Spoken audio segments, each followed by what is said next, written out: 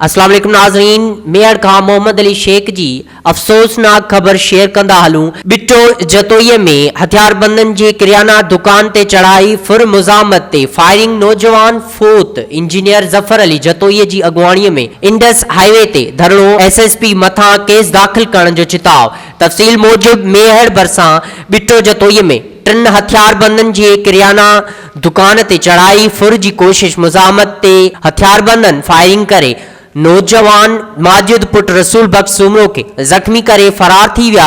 जख्मी नौजवान के तालका अस्पताल मेहर पहुंचायो वियो, जिते जख्मन जा सूर न सहंदे फोत थी वियो। अॼु शाम जो 6:30 बजे बेटे जतोई में वाक़ियो थियो आहे। असांजे माजिद सुमरे साहब जो जंहिं ते दुकान ते वेठो थियो, 3 मोटरसाइकिल ते बाइक ते आया माण्हू, जेके हिकिड़ो मोटरसाइकिल बाइक वेठो थियो, 2 मोटरसाइकिल वटि लही विया, हुनखे फुरण जी कोशिशि कई।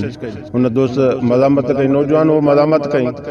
मज़ामत करण में को हुनजी बुट बदिलाई, को लथी त का सुञाणप थी या छा थियो, जेको बि बुट लहण जे वजह सां हुननि गोलियूं हणी हुनखे शहीद करे छॾियो।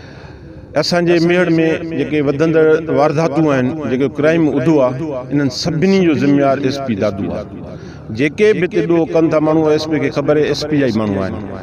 10-15 ॾींहं अवल मेड़ में धाड़ो लॻो, मेड़ में जेके मोटरसाइकिल फुरिजियूं, मेड़ में धाड़ो लॻो, शेखनि जो लॻो, 13,60,000 रुपया हुन खां फुरी वई। उन्हनि दोस्तनि बि इहो सुञातो हे SP जा माण्हू असां SP दादू ते FIR कटाईंदा, जेको असांजे ॾोहनि में मुल्ला साहब जेको ॾोह कराए थो।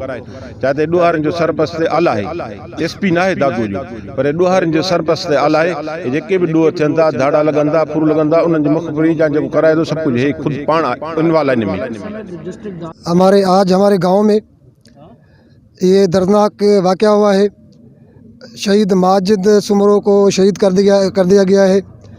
हम समझते हैं कि ये हमारे गांव का ये जो शहीद नहीं है, ये जो एक सिंबल है, ये एक जो है निशानी है कि भाई जो मेहड़ की जो सूरत हाल है, अमन अमान की, लॉ एंड ऑर्डर की जो सिचुएशन है, बदतरीन सूरत हाल हो गई है। और अगर ये जारी रहा तो हम समझते हैं कि कोई भी सिक्योर नहीं रहेगा, सारे के सारे इनसिक्योर रहेंगे। तो हम सारे इकट्ठे होके मुतालबा करें कि भाई ये आज माजिद सुमरो को शहीद किया गया है, कल हमारे घर पे आएंगे, तुम्हारे घर पे आएंगे, तो ये इस किस्म की जो सूरत रही तो ये क्या होगा? कुछ नहीं होगा, हम जी नहीं सकेंगे। हमारे सर्वाइवल का मसला है, सब लोगों का मसला है। असां सम्झूं था त ही जो को मसलो अॼु शहीद माजिद सुमरो खे शहीद कयो वियो आहे, इहो को पहिरियों वाक़ियो न आहे। तालके मेड़ जे अंदरि तमामु काफ़ी टाइम खां वठी मेड़ शहर जे अंदरि धाड़ा रहनि था, धाड़ा लॻंदा रहनि था। चिट्ठियूं अचनि थियूं त भाई असांखे 2 लख ॾियो, असांखे ₹1 लख ॾियो, असांखे 3 लख ॾियो। ख़ुदि असांजे साॻिए ॻोठ में बेटो जतोई में अॻु में चिट्ठियुनि जो सिलसिलो हलियो। डॉक्टर साहब ॾे चिट्ठी मोकिलियऊं, ॿियनि ॻोठ वारनि माण्हुनि ॾे चिट्ठियूं मोकिलियऊं त किथे चयूं त ₹1 लख ॾियो, किथे चयूं ₹2 लख ॾियो। ऐं उन खां पोइ वरी मेड़ जे शहर में तव्हां सभिनि सहाफ़ी दोस्तनि खे ख़बर आहे त उहे चिट्ठियुनि जो सिलसिलो जारी रहियो। उन खां पोइ वारदातूं थींदियूं रहियूं। न्याज़ साहब खे बिल्कुलु इहा ॻाल्हि सही कई त 13 लख रुपयनि जो धाड़ो लॻो आहे, उन जी अॼु ताईं का बि उन जी हिकिड़ो SHO लिखी ॾिनो आहे।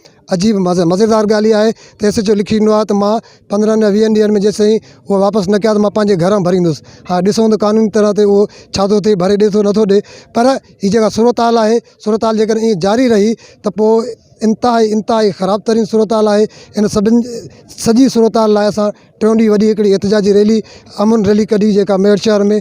असां उते बि इहो मुतालबो कयो त SP दादू उनजो ज़िम्मेवार आहे, उनजो रिस्पॉन्सिबल आहे। ऐं असां IG खां मुतालबो कयूं था, चीफ जस्टिस ऑफ पाकिस्तान खां मुतालबो कयूं था, चीफ जस्टिस ऑफ सिंध खां मुतालबो कयूं था त SSP दादू, DSP दादू ऐं SHO मेड़ ते फौरी तौर ते एक्शन खयो वञे ऐं उन्हनि ते जेसिताईं हिकिड़ो FIR रजिस्टर न कई वेंदी, हिकिड़ो मिसाल क़ाइमु न कई वेंदो, तेसिताईं हिन क़िस्म जी सूरत हाल जारी रहंदी। महिरबानी। पुलिस वाक़े खां बेख़बर रही, जॾहिं त बिट्टो जतोईअ में फुर जो वाक़ियो पेश अचण ऐं हथियारबंदन जी फायरिंग में नौजवान जे फोत थी वञण जो अॻूणो वॾो वज़ीर लियाकत अली जतोई, इंजीनियर ज़फ़र अली खान जतोई सख़्तीअ सां नोटिस वठंदे गवर्नर सिंध ऐं IG सिंध सां राब्तो करे वधंदड़ बदअमनी ऐं SSP दादू जे गैर ज़िम्मेवाराना सुस्ती ख़िलाफ़ कावड़ जो इज़हार कयो।